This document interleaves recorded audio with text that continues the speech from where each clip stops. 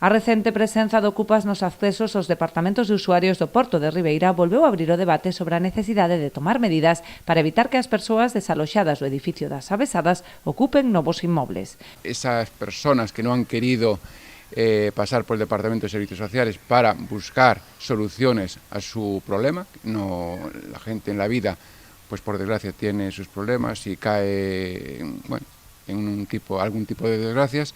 Nosotros ponemos toda nuestra ayuda desde Servicios Sociales. Ha habido una persona o dos las que se ha acercado, los demás han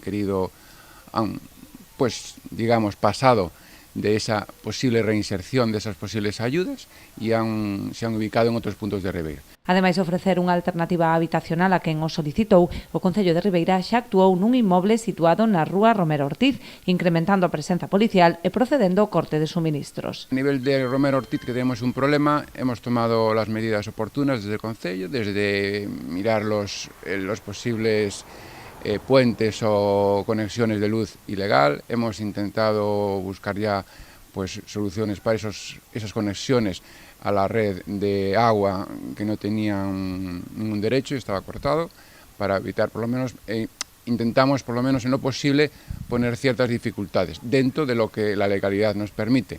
Al mismo tiempo hemos contactado con las fuerzas del orden, con la Policía Nacional, que a su vez le pedimos que hiciera más acto de presencia por allí, más controles de personas, identificación, porque aparte de los ocupas también tenemos un problema que no olvidemos, que nos recalcan los vecinos, de tema de tráfico de estupefacientes.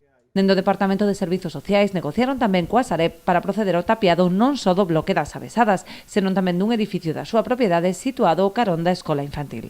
Hablamos con el Sareb en su determinado momento para desalojar, para buscar una solución en José Ramón Fernández Barreiro de esos ocupas que ya han quedado fuera de ese edificio, pues para evitar problemas, pues hemos hablado con el Sareb para intentar en lo posible que se ocuparan otros edificios. Aquí tenemos este edificio que tenemos aquí detrás de la guardería municipal, que era un edificio que al gobierno municipal le preocupaba y nos preocupaba, y a mí también como concejero de aquí, que llevo de la guardería, pues tenía una gran preocupación.